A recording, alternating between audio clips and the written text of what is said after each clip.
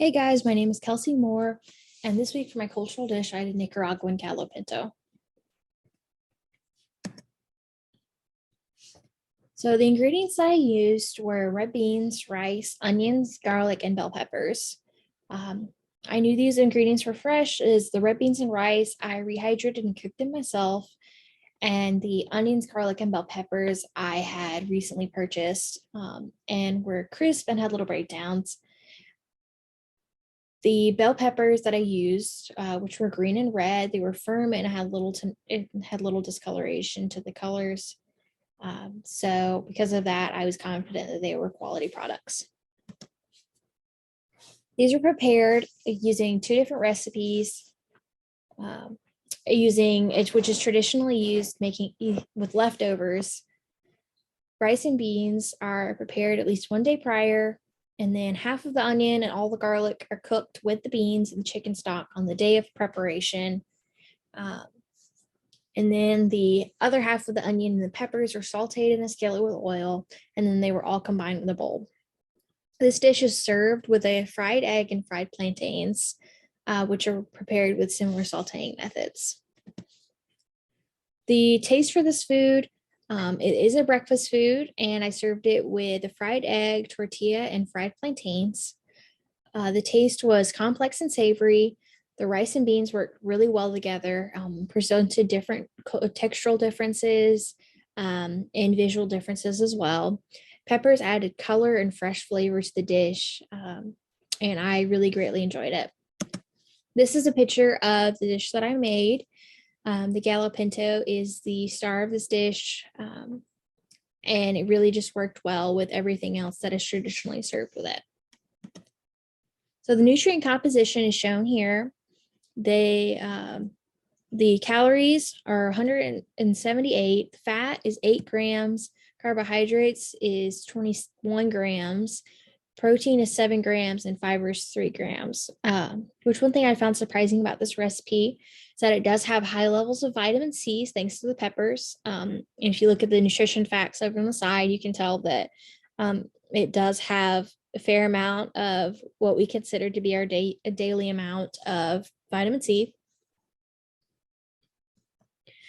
As far as relationship to disease goes, this dish is not known to have many health benefits, but individual ingredients do have some great benefits. As I said just a second ago, peppers have great levels of vitamin C, and then beans and rice as well have higher protein and lower in fat, which are good for overall health and especially heart health, and are much healthier than some of the other carbohydrates that we might think about.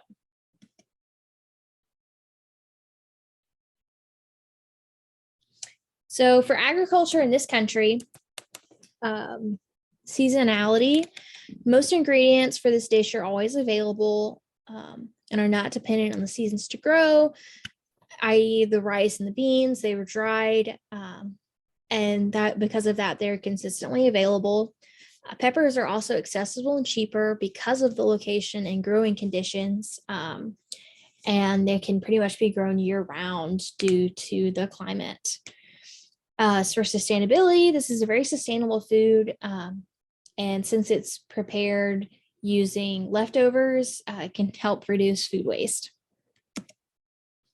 So for the history of gallo pinto, there is a great debate on the origins. Both Costa Rica and Nicaragua claim to be the origin for this food. There is differences in between the preparations for each country. Costa Rica includes salsa Lozano and black beans opposed to the red beans. But both are eaten similarly as breakfast dishes, and have a similar idea behind spicing and peppers inclusion in this recipe.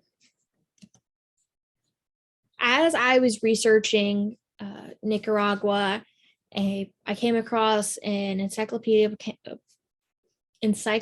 Britannica quote that say Nicaragua can be characterized by its agriculture economy, its history of autocratic government, its imbalance of regional development.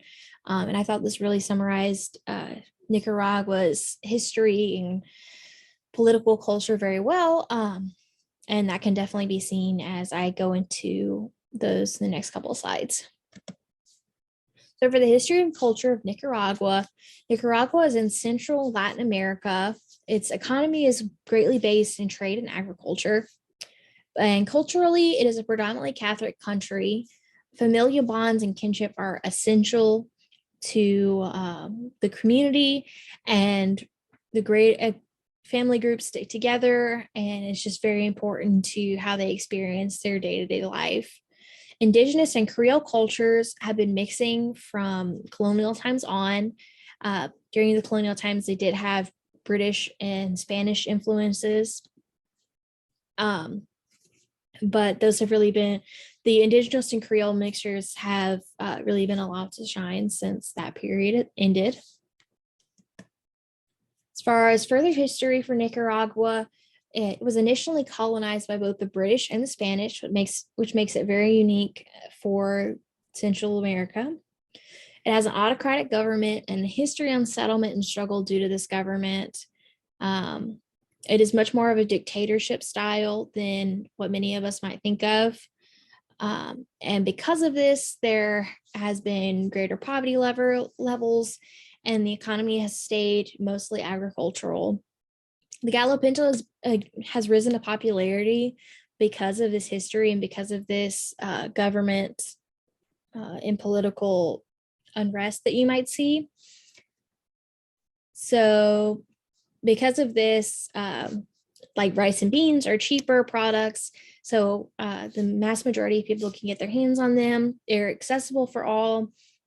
And the different ways that you can eat this are versatile and fluid between the different regions in Nicaragua, whether it be on the sea or in the mountains or anywhere in between. Through my perspective, rice is much less of a majority food group. And our economy is set up very different. So there's much more variety of products, and greater variability is what is accessible, and is really more based on demand as to what we can get rather than timing or anything like that. As far as Nicaraguan's perspective, rice is an integral part of a meal, even at breakfast, which may seem weird to people like me. What is sold is influenced greatly by what can be grown and accessed in the community, or what can be cheaply imported. So that's where the peppers come in. They can be grown year round, and when they're available, then people can use them. And these are my references that I gained for this project. Thank you.